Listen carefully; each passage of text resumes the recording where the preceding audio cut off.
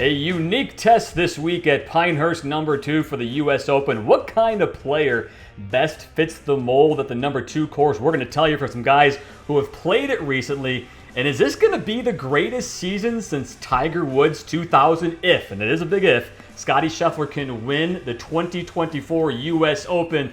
So glad to have Kevin Clark from Omaha Productions, with us here on the Roundtable. Will, you got this guy with us, a big-time name, and we're so happy to have you, Kevin. I'm so glad to be here. I mean, I've been doing this research and just telling my wife about it if you guys didn't call me, so I'm just glad to be able to tell somebody else. I just appreciate the fact that I texted Kevin. He's like, yeah, I've got time blocked out here tonight. We're going through the numbers, and that is dedication that we appreciate.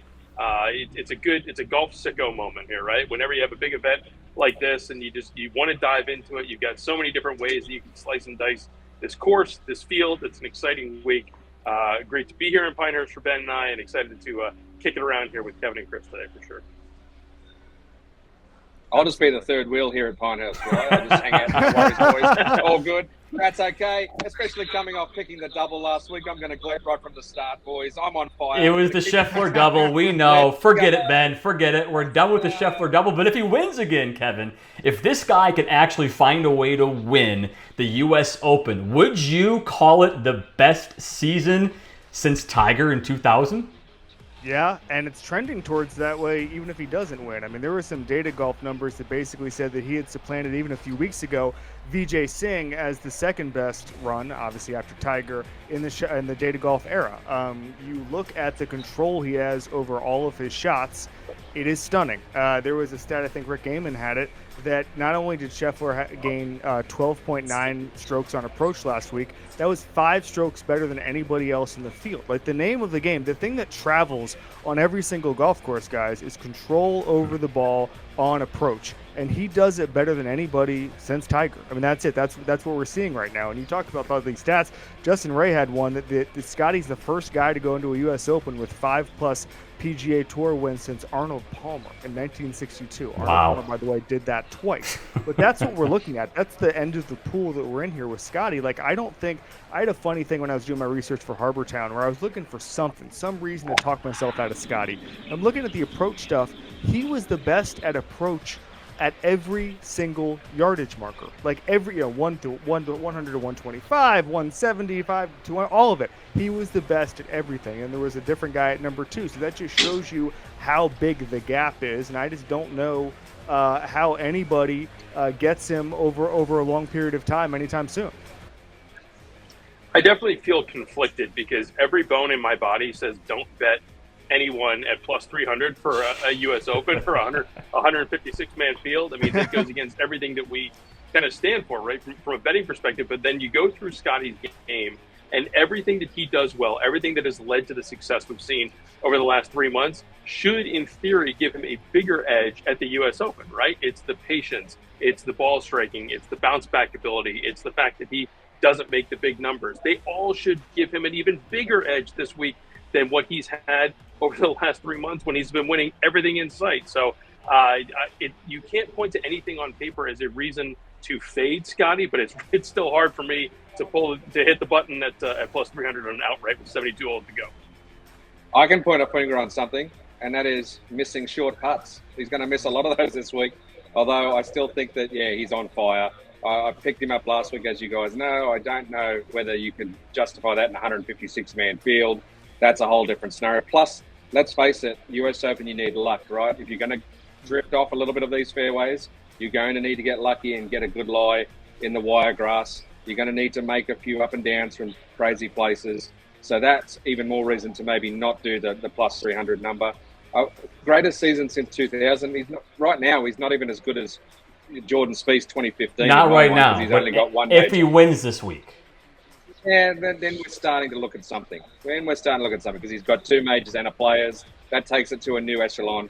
In fact, I'll go as far as saying if he doesn't win this week and or at the Open, it's a waste of what he's been able to do, a waste of all those numbers that Kevin talked about. Then it is actually swinging the other way where, of course, he's awesome. And, of course, it's great to win 5 times. But if you don't turn these approach numbers into a Vijay Singh, Tiger Woods type season, you've missed an opportunity. Come on, Ben. Ben, we're not writing the Scottie Scheffler disappointment column here in the middle of June. Let's pump the brakes a little bit. I will say, listen, in the last 10 years, we've had a handful of 5 wins plus 1 major season. You think of Jason Day, Spieth, Justin Thomas had one in 2017. Getting to 6 and 2 would definitely level things up, and then I do think you're having a real discussion about Scheffler 24 versus Tiger 2000, or on that trajectory. Well, that's a topic, Kevin, that we're gonna have after the Open, the British Open. If he doesn't win the U.S. Open, to Ben's point, is it a wasted great season? Because this is historic, Kevin. I mean, what he's done for 2 months is ridiculous. It is right there with what Tiger did in 2000, and it will feel like a waste if he only gets one major, given all the great tournaments that he won. Yes, it will. Ben is right about that. I just think he'll win at least one of them, and I think he's going to win a handful.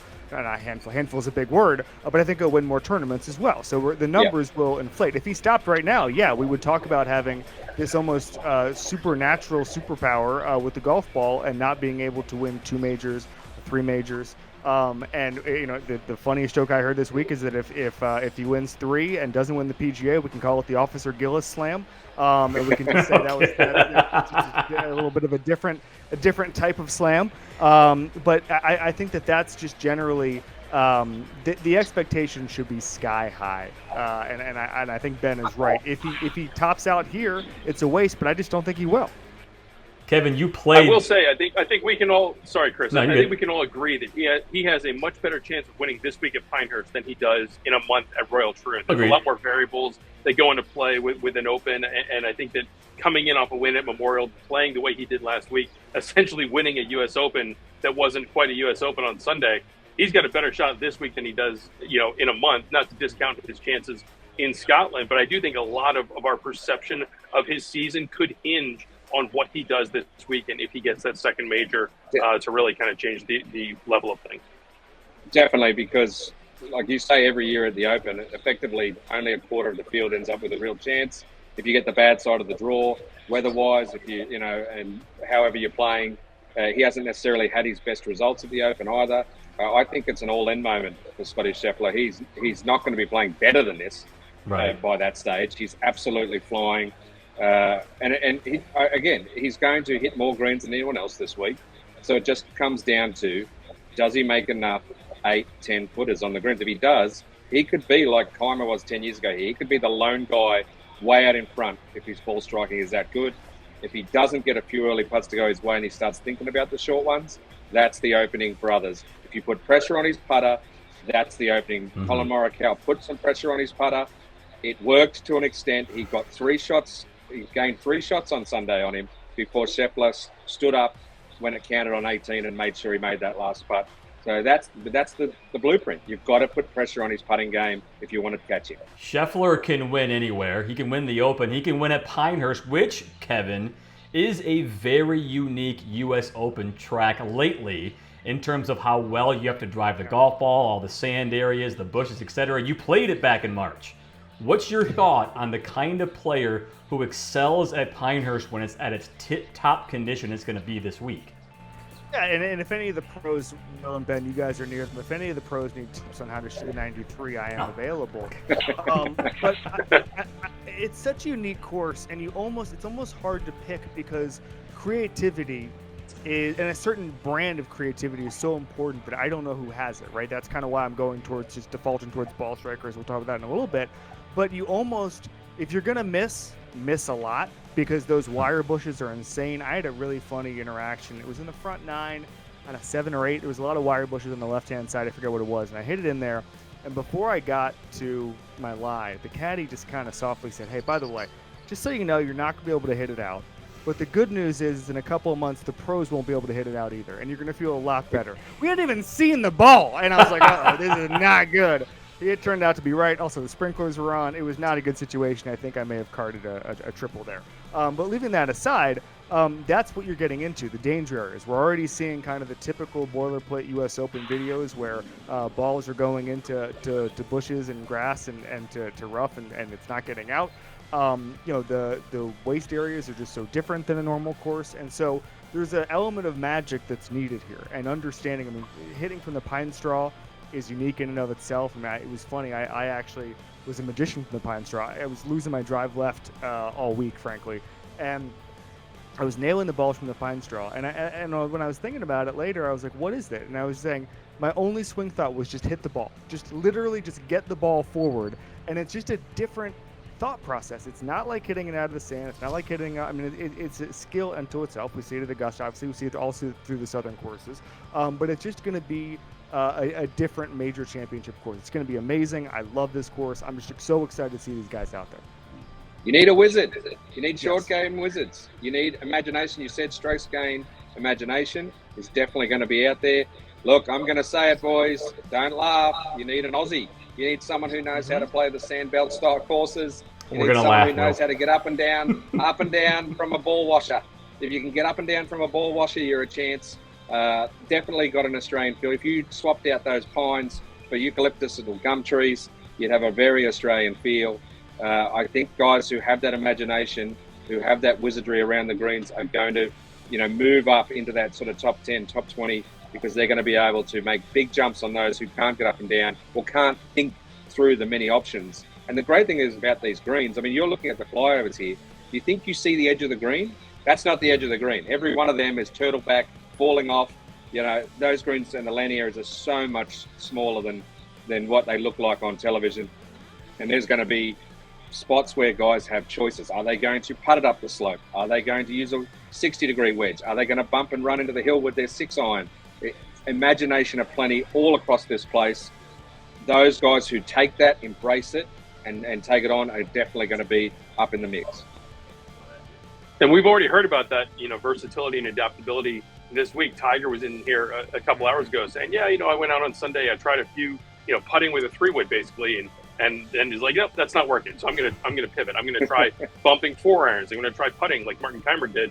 A lot is gonna be made of these greens, but I go back to what Kevin said. I think there's a bigger emphasis in terms of 2014 versus this week is in that wiregrass area. The USGA, has made a big deal about the fact that they've beefed up those waste areas in a big way. Between 40 and 50,000 tufts of wiregrass have gotten put down since Keimer won in 2014. You're going to have a lot more of those squirrely lies and players just bouncing and not really knowing what they're going to have. I will say, as one who played it a few weeks ago, I spent a fair amount of my afternoon in those wiregrass areas, shockingly.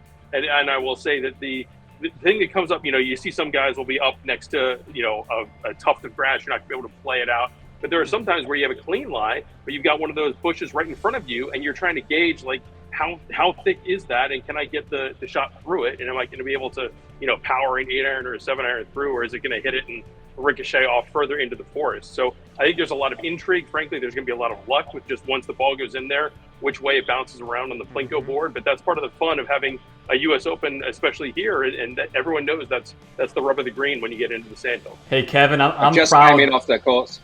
No, sorry, Chris. I was just saying, I I just came in off the course and watched Scheffler play 18. And of course, he pulled it just slightly left into the wiregrass. But, as we know, he gets hit on the backside with the lucky stick all the time. He actually had the clean look in the wiregrass, able to get to the green. And that is, to Will's point, it is going to be a coin flip every time it goes in there. Someone's going to get lucky and someone's going to get absolutely boned. If you get boned, you've got to be able to handle it. You've got to take your medicine. You've got to make your bogey or maybe try for a 1-putt par, and you've got to not let it bother you. Otherwise, you're going to go down the leaderboard path.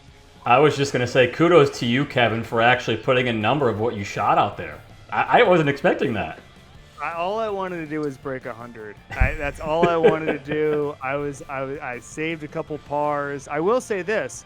I played one of the guys, Mitch Schwartz, and I want to shout him out here. He played for the Chiefs. He won a Super Bowl with the Chiefs. He's become a golf sicko in retirement. He eagled 16, which the caddy said never happens. And wow. So if we don't see eagles at 16, just know Mitch Schwartz, Super Bowl champion, is putting you guys on notice.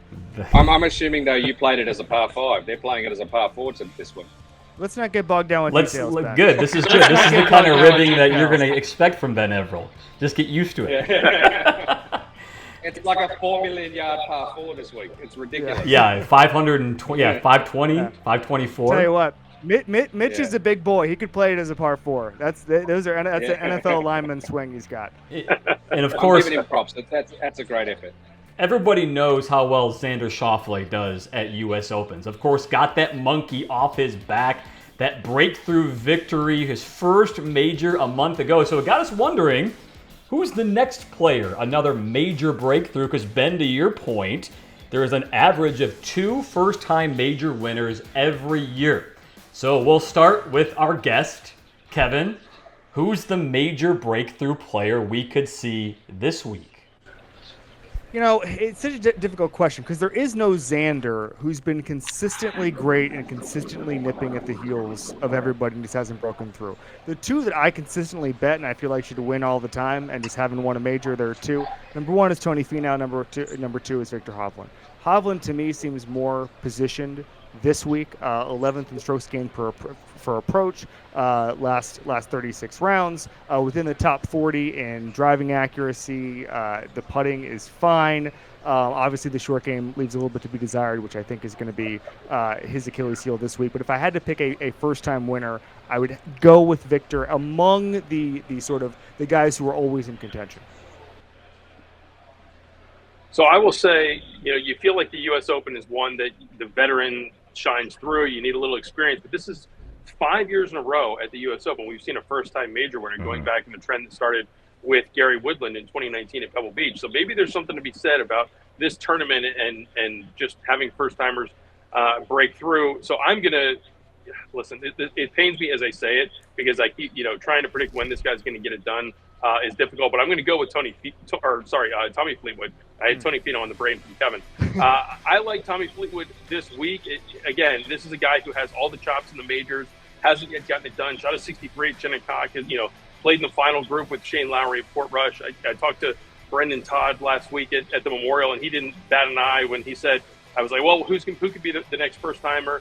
He said, I can see Tommy Fleetwood winning a major before he wins a regular tour event. So I definitely think there's something to that of, trying to figure out where that's going to be is difficult. Now, there is a little bit of a model in terms of what Matt Fitzpatrick did 2 years ago, right? He came into the country club without a PGA Tour win and was able to get it done. So everything about Tommy Fleetwood's game suits majors, the patient style, the adaptability around the greens. I think he's going to keep the ball in play off the tee, which, as we said, is going to be of increased importance this week than maybe some other U.S. Open venues. Driving accuracy is absolutely going to be correlated to success at the end of the day. So I listen, all these numbers are a little inflated because of where Scheffler is on the board. But if you get into a reality where Scottie Scheffler doesn't win this tournament, I think Tommy Fleetwood could absolutely get it done.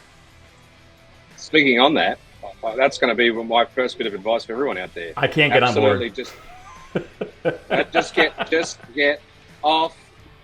get off the outright market. Get into the without Scheffler markets. Take him out of the picture. Get in and pick your poison without him in it, and then you don't have to worry about it. You don't have to sweat whatever Scheffler does. I hate agreeing with Will, but I really like Tommy Fleetwood this week as well. I think he becomes a very good option in that without Scheffler market. Coincidentally, they still have him at the same price. Hope they didn't hear me. Get on before they change it. 33-1 in the without Scheffler market at BetMGM. So I think that's a great spot to look at him. He's also plus 900 to be top European. That is massive value, I think. He only has to beat Rory, Ludwig, Hovland, a few other guys. You're getting good value there. And look, he's proven he's been good in US Opens before. You've got him top 10. Conservatively top 10. When I did this, I hadn't seen that top European market. I think that's an even better bet at the 900. You get way more juice there for the squeeze. And I think there's every chance Tommy Fleetwood's in this when the whips are cracking. Not only is he near the top in driving accuracy, but he's also near the top in scrambling. And we talked about how much that's going to be needed. Well, he put the two together, and he's a prototype for this course. So Fleetwood, yes, I have to agree with Will, is a great pick this week. We've got Will's winner already. We've got Ben's best bet. Kevin, let's go your best bet to make any kind of money this week. I'm going to go with Russell Henley, top 20. I bet on Russell Henley, him and Tom Hoagie, who I'll mention in a second, pretty much every week. And I love this. 16th in approach strokes gained, 12th in fairways gained, 3-putt avoidance. He's 4th. Both top 20 in both strokes gained short game and in putting. I like the fact that he played a lot of golf in the South, which I think does matter in these types of events. And so I'm going with him just because I believe in him. He's ready for a breakthrough. I think we're going to see him in the mix on Sunday. Definitely like that pick, mate. I think he's also a proven US Open performer. I seem to remember being live near him at Torrey Pines when he chipped in, maybe on 11 in the final day to get either in the lead or near the lead, and then obviously got overrun late, but didn't feel overawed in the situation, just got beaten by better golfers down the stretch. When you're talking top 20, absolutely. He's also highlighted in my column as someone to look at in top 10, top 20, top 30. Definitely a good choice. The crazy thing about Russell Henley, before we get into my bet that I'm sure will not win, but it's very Not with that rare attitude. to have a player be very good at one element and then switch and be very good at something else. Russell Henley came out as one of the, a rookie first timer on the tour, and he was one of the best putters on tour for 2, 3, 4 years. And now the putting fell off, and he's transitioned into being one of the best iron players and approach players. So it's very rare to be able to switch one core skill to the next. Usually you have one calling card and that's it. So kudos to him, and that's a big piece of his longevity on tour. So I get where you're coming from on that. Wouldn't surprise me at all to see him on the leaderboard. Someone else, segue, Chris, that I think could be on the leaderboard.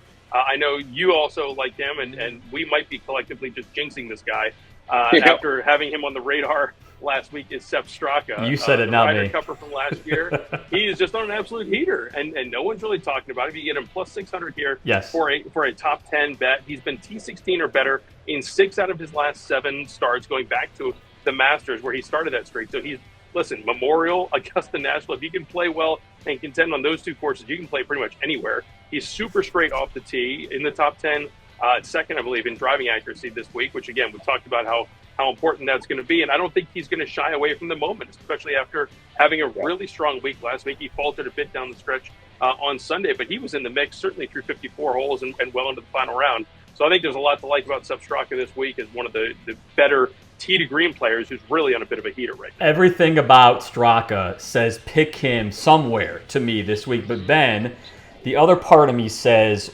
isn't this streak going to end soon? And I know that's the dilemma with every bet you're ever going to make in golf. When is he going to get off a hot streak? My one question is, when does Sepp Straka get off the hot streak? Because his driver's great, second in driving accuracy. Is he going to be able to scramble, though, this week is my question. I mean, I think that it's a guy that has a well-rounded game. And so, yes, it's when you're at the roulette table, right? If you've got 5 red numbers in a row, do you bet on red to ride the streak, or do you think it's gonna buck the other way? He was someone that, again, was on my radar and a lot of other people's radar last week at the Memorial, and he really played pretty well. He kind of overachieved even off of what I was expecting. So listen, if you're going to contend at a U.S. Open, you need to have a well-rounded game, even more so perhaps at Pinehurst than at a course maybe like Wingfoot you could overpower, and you don't have to worry about having that creativity around the greens. You're going to have to bring it in all 4 elements of the game this week. And so I think you need to look to someone that has the ability to do that, but also someone who is riding some momentum and is not going to get psyched out being on this course. Because listen, walking around here, even on Tuesday afternoon, you look around and you can say, all right, he's out of it, he's out of it, he's out of it. Because you can just see them starting to shake their head, looking around at these greens, trying to figure out, with no rain in the forecast, how far is the USGA going to push it? How fast are these surfaces going to get? And this is one where you can really psych yourself out. And I think you need to have someone that has the right headspace to be able to deal with the ups and downs that are inevitably going to come this week. Straka would be called a long shot. We know that. Kevin, how about your long shot? Who do you got coming out of nowhere this week? Tom Hoge. If I had to pick anybody, I mean, the U.S. Open, it's going to be the Bombers. It's going to be the normal guys. But Tom Hoge, ball strikes, as well as anybody not named Scottie Scheffler. Okay, if Scottie Scheffler disappeared from the planet, that'd be very good for Tom Hoge. But you're looking at 3rd in strokes gained approach. Corey Connors obviously is 2nd in the last 36 rounds. He ball strikes as well, but Hoge is significantly better at a bunch of the other metrics. He finds the fairway to significantly better degree, which you're going to need this week. You really can't get too adventurous on those fairways. You do not want to end up in the wire bushes. I just feel like at some point that's going to turn into real results, and it could be this week if I had to take an absolute long shot. I'll go next. I'm right in that range as well. I think that Hoge is someone that you can lean on, especially from the approach. I'm going to go with a North Carolina guy, right? We're in the Sandhills here, so I'm going to go a little higher on the board. 200-1, JT Poston, who can go low with the best of them. I don't think he's going to be going 72 holes bogey-free this week like he did when he won the Wyndham a few years back. But again, listen, I've got a theme with my handicap this week, and it's going to, might go bust on me, but I need guys that are going to keep it in play off the tee, Poston is another guy who's top 10 this year on the PGA Tour in driving accuracy. It's just such a key indicator for success here at Pinehurst over the 3 previous U.S. Opens. He's coming in with some solid form, 2 top 25s in his last 2 starts, and he's someone that I think is just going to be able to hang around. You can get him for plus money for a top 40 finish. He's even not too juicy of a make cut option, but here at 200 to 1, as someone who might be a bit of a feast or famine option, I think that I think there's a lot to like, and I do think that, especially with his game off the tee, he's going to put himself in position to avoid the big numbers, which is so key at any U.S. Open, but especially this week. Let's get cooking. Come on, put him up there. Total driving number 1, Minwoo Lee. Yeah. He is going to get this thing done. As long as he stays away from those weird-ass squirrels we've got here, then I think he'll be okay. Look, Minwoo Lee, as I said, number 1 in total driving.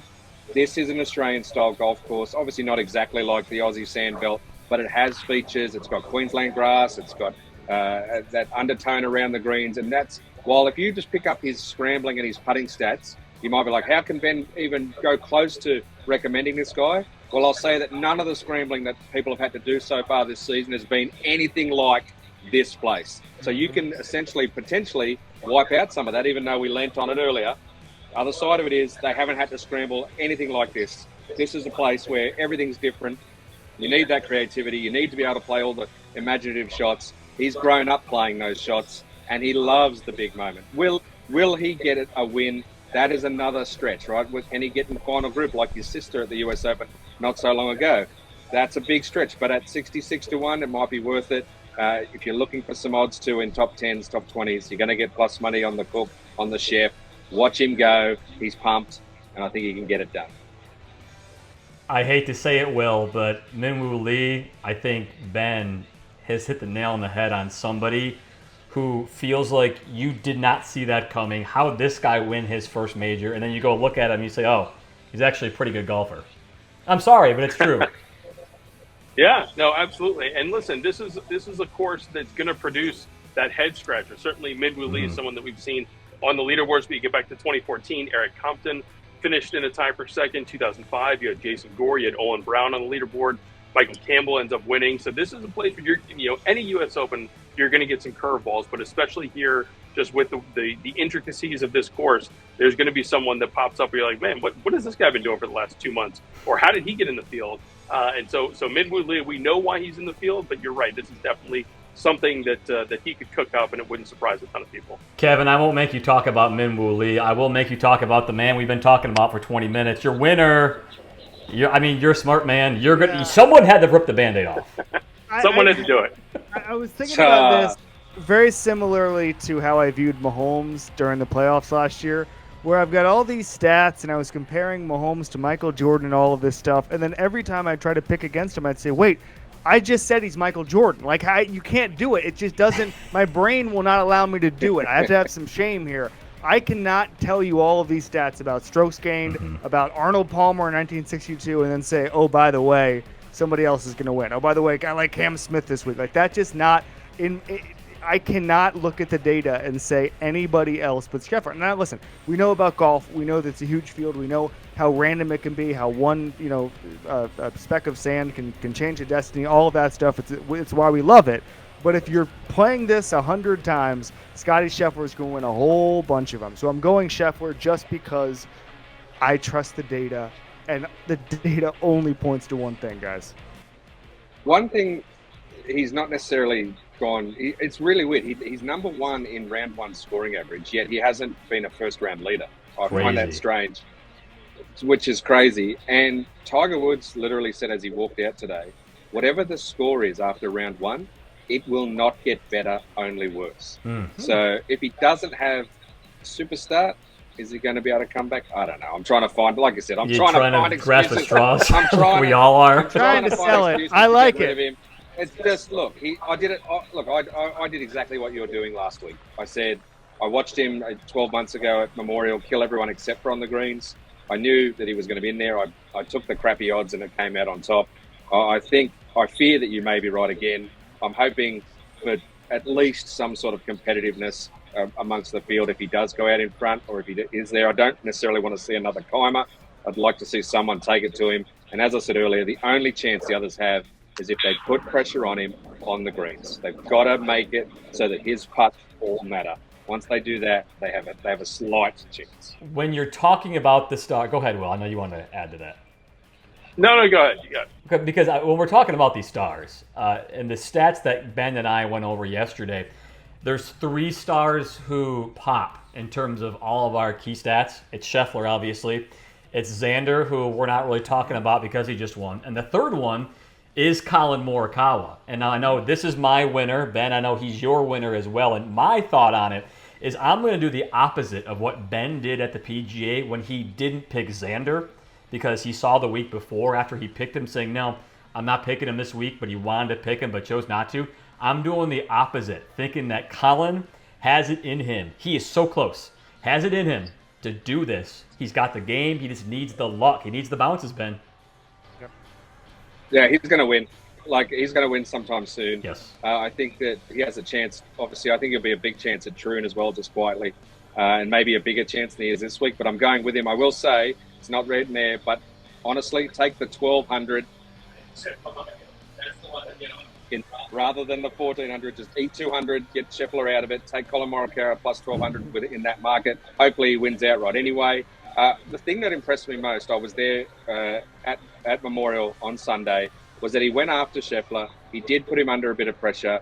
Just a small mistake on 16 sort of stopped that run, and he had a crack. He really tried to nail that chip on 18, was pretty close. And speaking to him after, there was a bit of a chip on his shoulder. And this is what I used to like about Xander. That's why I used to be on Xander a lot. I like the fact that he's starting to feel a little annoyed that everyone's talking Scheffler. In fact, when he lost, everyone was asking questions about Scheffler, and he's back arced up. He said, look, he turned the focus back to himself. He's definitely fired up to play well.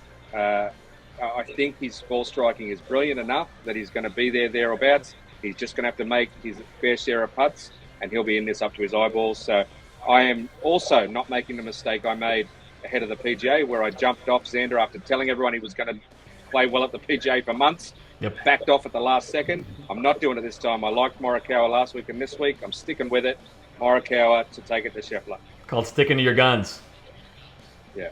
I like the notion that we're just going to have the Morikawa Grand Slam this year, where we just each take turns picking him at a different stage and he ends up not winning. I picked him like 5 times. I think, Chris, you might be up for Troon. I don't know. Listen, going back to what Kevin was saying, but you can't find a real reason not to take Scheffler. But then even we're having this Scottie versus the field debate, which is the most realistic X versus the field debate that we've had since Tiger. But it's still a situation where Scottie's plus 300 or plus 333, which means the field has a 70% chance of winning, right? Like there's a vast majority of circumstances where someone else will win.